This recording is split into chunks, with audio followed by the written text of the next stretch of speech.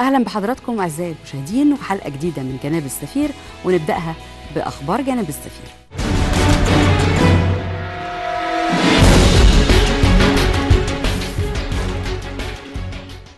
الخارجية تعلن عن تواصل الجهود المصرية لاسترداد الآثار المهربة بالخارج.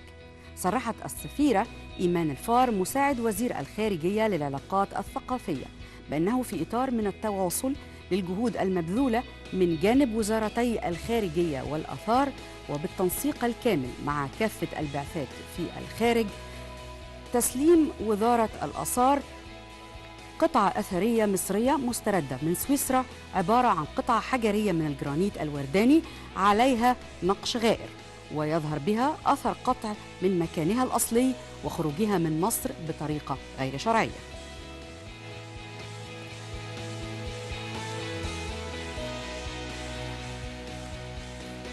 سفير مصر بالجابون توزيع تذاكر على جاليات أجنبية لمؤازرة الفراعنة. كشف أحمد بكر سفير مصر بالجابون إنه تم توزيع عدد من التذاكر على بعض الجاليات العربية الموجودة في الجابون لحضور مباراة منتخب مصر أمام أوغندا لتشجيع الفريق المصري، والتي انتهت بفوز مصر 1-0 في الجولة الثانية للمجموعة الرابعة لكأس الأمم الإفريقية 2017. مبروك لمصر. الصينيون في مصر يحتفلون بعيد الربيع الصيني في دورته الثامنة. احتفلت السفارة الصينية بعيد الربيع الصيني داخل حديقة الأزهر، احتفالات ضمت عروضا مختلفة شاهدها زائرو الحديقة من الشعبين المصري والصيني.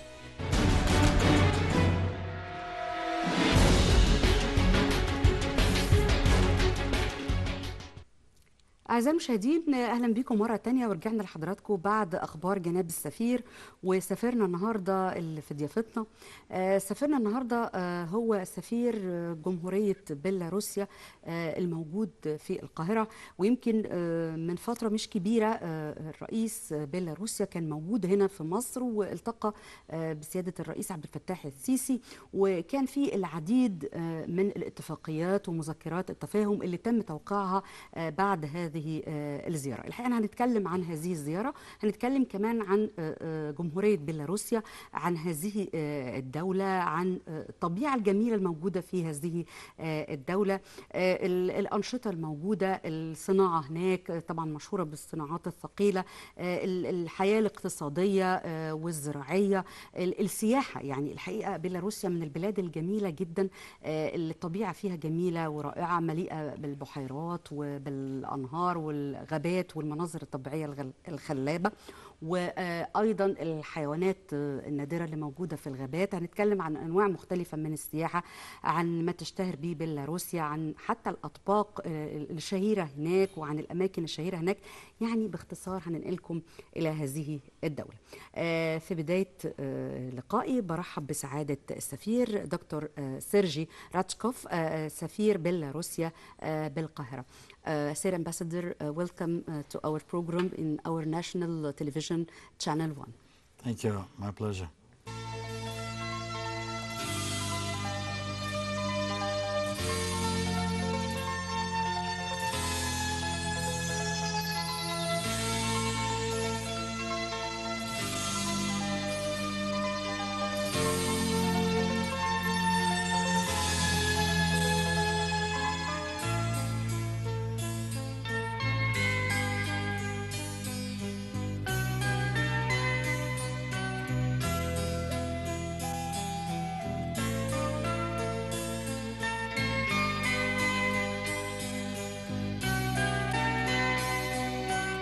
Please, I'm going to start about your personal life in diplomatic field. What about your beginning in this field? Why you choose this field especially? Well, it's an interesting question. Of course, I started my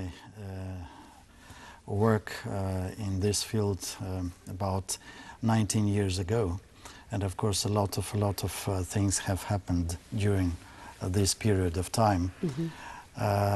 I joined the Ministry of Foreign Affairs in 1999, not just after finishing the university. After finishing the university, I worked as a professor at the Minsk State Linguistic University, mm-hmm. and also worked in Belarusian Export-Import Bank and the Central Bank of Belarus. Yeah. And only after that... Advisor of chairman. Yes, I was the advisor of the chairman of the Central Bank of Belarus and was responsible for international relations, was responsible also for bringing to Belarus new banking technologies. So that's why I, of course, visited a lot of countries and sent a lot of Belarusian young bankers to different countries to study and to be trained and to bring the international banking standards to Belarus.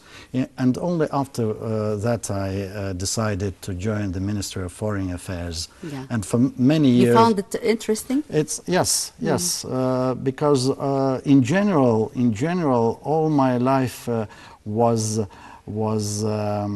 I was interested in foreign relations, in international trade.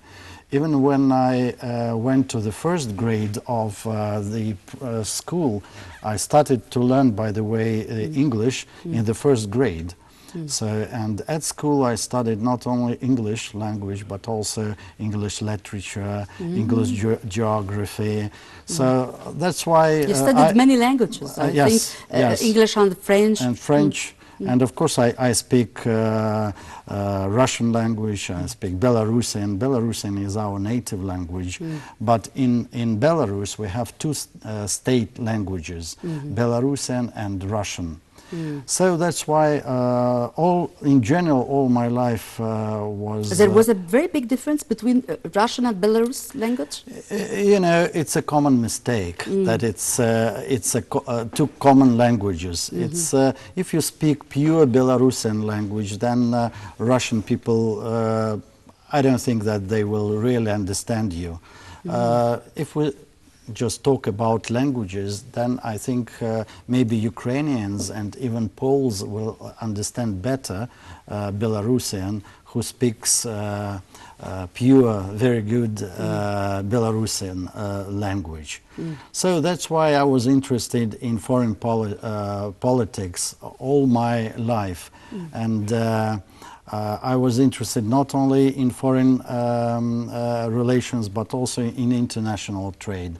So I spent about 9 years in banking system of Belarus, and both banks in which I served, they were governmental banks, and they dealt with international banking operations.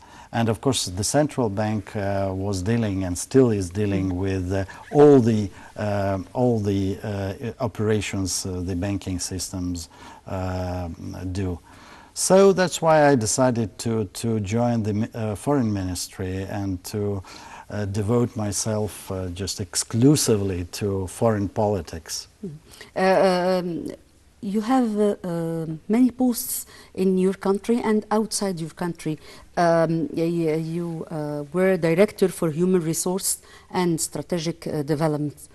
Talk us about this sector and about human resources. It's very important nowadays. So yes, I have already started to talk, to dwell on this. So I took these positions when I worked in banking system of Belarus.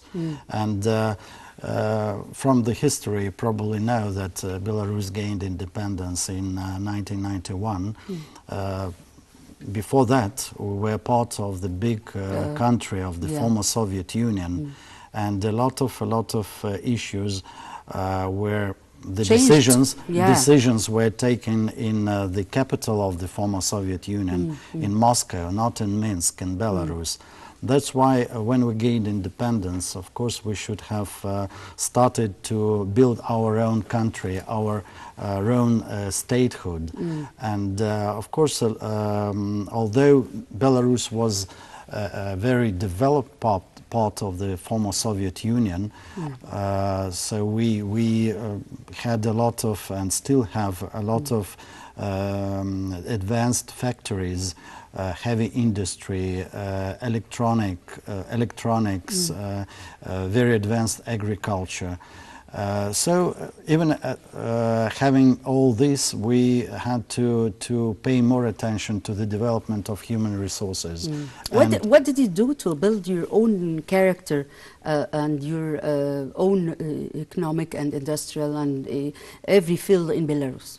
So first of all, after the Soviet Union collapsed, we had to preserve everything which was created by the previous generations of Belarusians, Russians, Ukrainians, and all the people who lived in the former Soviet Union.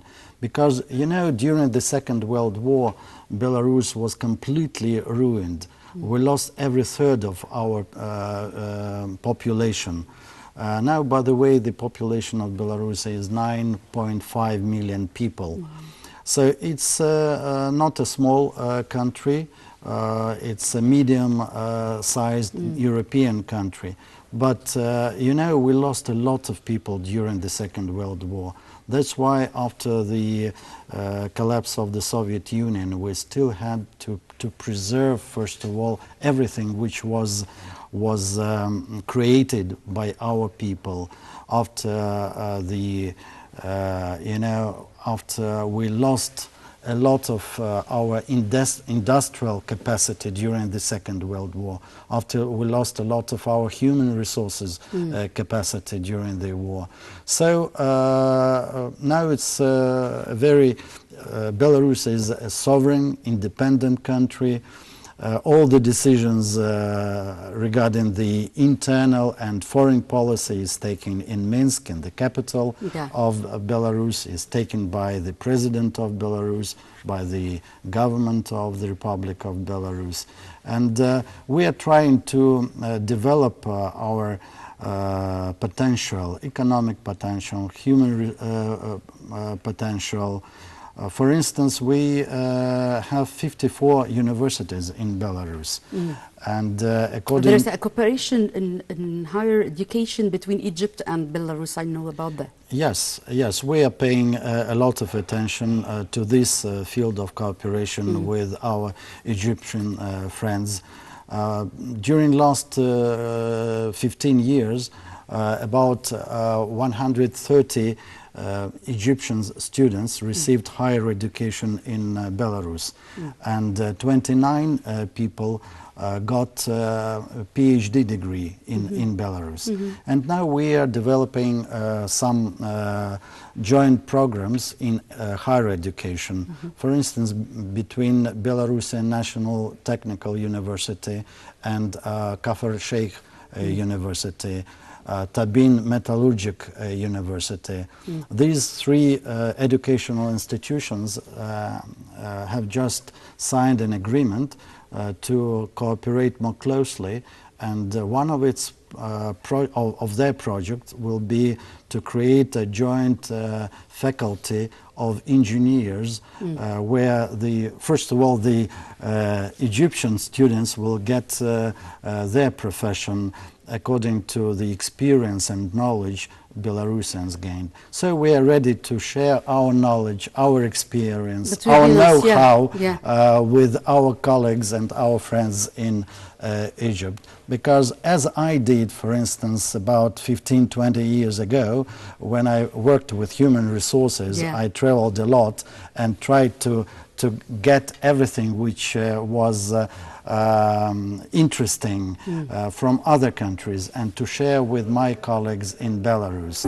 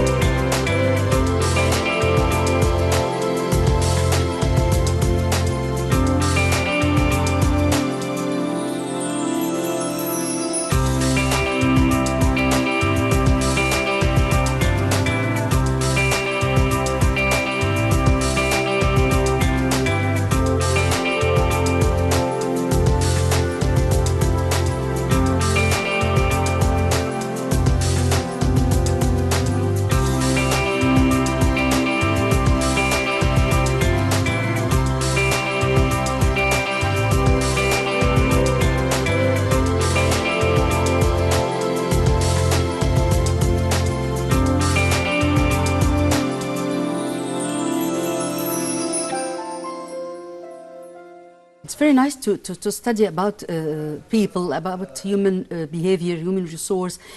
I think it's a very interesting field. Yes, it's very interesting, but rather difficult field. People-to-people communication, and it's not an easy thing. How to use this experience yes. in the benefit of your country. This is the most important thing. Yes, and to develop the human potential is very important now in the 21st century, when we call this century as a century of information. Technology. Yeah, of technology, of high technology.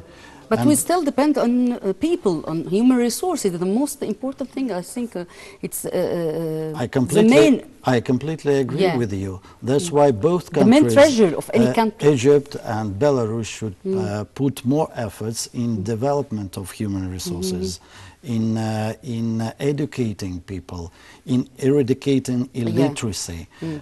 Thanks God, in Belarus we have 100% literacy, and but still the government is paying a lot of attention. Even now, the president just made some changes in the Ministry of Education of Belarus in order to improve the work of this ministry. This is the importance of education. We focus on also here in Egypt nowadays. So this is the main point. We are sharing it. Yes, I noticed that your president, your government also is are paying a lot of attention to this field, to the higher education, to the secondary education, and to vocational training. By the way, in Belarus, we are strong not only in higher education, but also in vocational training. Vocation training is very important, I think so. Yeah, because, of course, you know, a lot of families want their kids to get higher education, but also, for instance, those who get skills and knowledge for instance, ordinary worker can get more money even than the professor at the university if you're a very skilled professional. Skilled professional. That's why we have to change our point of view. It's not only academic studies. We can use of our skills, and we can take it important. I agree with you. I agree with you. And you know, we see some changes in the mentality of youth now, that they are going not only to the universities, but they also join some the colleges, technical colleges, and they want to get technical education. If we talk about Belarus, Republic of Belarus, what are we going to say first about its nature, about lakes, rivers, forests, everything there? You know, of course, Belarus. Can you give us an invitation to go there? Yes, of course. I invite you and all the televiewers of your very nice program to Belarus. Belarus is a nice, very beautiful country. So I can just even explain you tell you some legends why of the name of our country. The name behind this. Because if you translate directly from Belarusian language into Russian, or from English, so the name of the country, it means white Russia.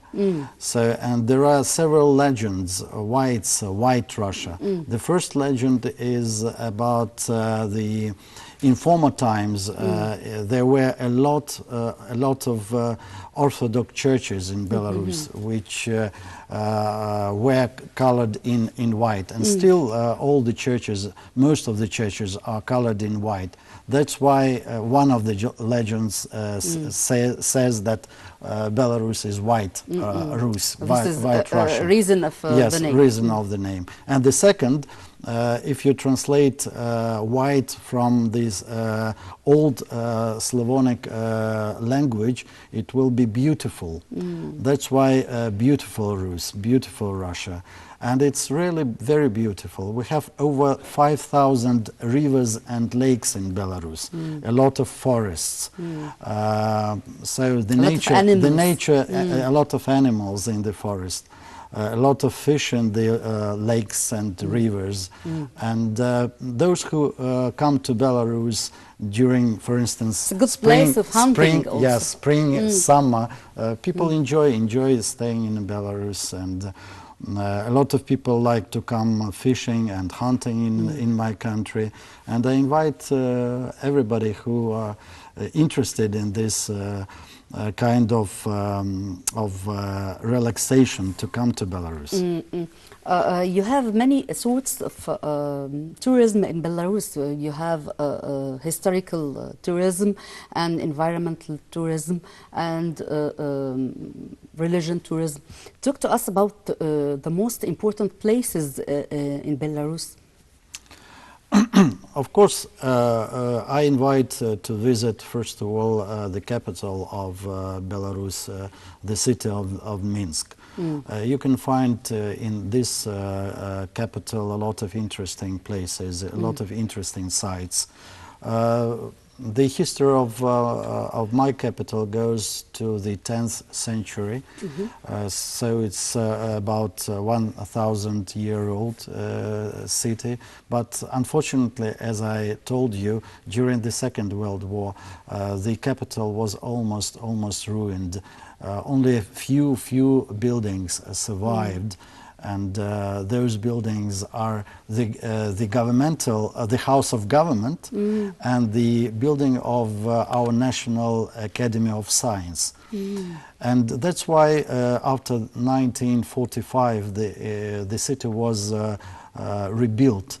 But still, a lot of museums, a lot of interesting places, churches, temples, yes, are situated in Minsk. Many temples, I think. A lot of temples. You have National Library there. Yes, it's very famous. Yes, very famous. It's one of the biggest library in Europe, and it was built according to the decision of the president of Belarus, and all the people of Belarus was participating in building this library. And by the way, our National Library has an agreement with the Alexandria Library in Egypt, and they cooperate, they exchange information, they do some researches together. So if we talk about places of interest in Belarus, of course I recommend to visit Belovezskaya Pushcha. It's a big forest reserve, and with a lot of animals, very nice animals. Those who want to touch the wild nature. You have also village tourism. Yes, can visit these places. And now we are developing so-called ecological, environmental tourism, when people go not to the big cities, but go to the rural places. Yeah, we need that. We need to relax in our work today, so it will be different places. Yes, different tourism. And I also want to mention one kind of tourism which is now very quickly developing in Belarus. It's medical tourism. Medical tourism. We have over a dozen of medical centers, very highly with highly educated personnel and advanced equipment, and we invite foreigners to come to Belarus. If they need some treatment, we can give very qualified help. And our people who are involved in this kind of medical tourism are ready to go to Sharm el-Sheikh in March, and the governor of South Sinai is going to arrange the international conference on medical tourism. And we think, nice. Yes, next March. Yes, just in few months. Yes, and we think it's a very also very perspective kind of tourism, which will be developed quickly in Egypt and in Belarus as well.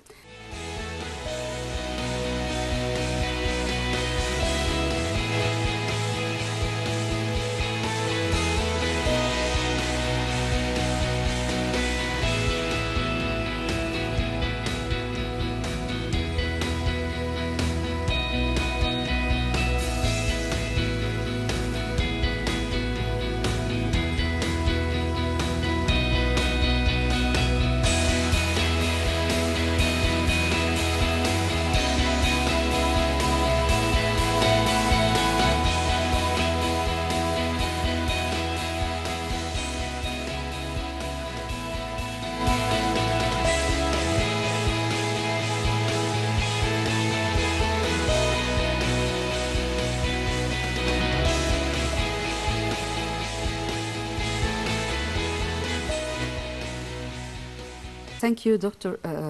Sergey. We will complete our speech about Belarus and the cooperation between Egypt and Belarus in the next part of our program. Thank you, sir. Thank you. أعزائي المشاهدين، في نهاية حلقتنا اتعرفنا على جزء كبير من جمهورية بيلاروسيا، عن الطبيعة الجميلة الموجودة هناك، عن أنواع السياحة المختلفة، عن بعض آفاق التعاون بين مصر وبين بيلاروسيا في مجال التعليم العالي وفي مجال السياحة العلاجية في الفترة اللي جاية. لكن لسه هنكمل حوارنا مع مستر أو دكتور سيرجي راتشكوف، سفير جمهورية بيلاروسيا بالقاهرة. انتظرونا في الحلقة اللي جاية إن شاء الله، فإلى اللقاء.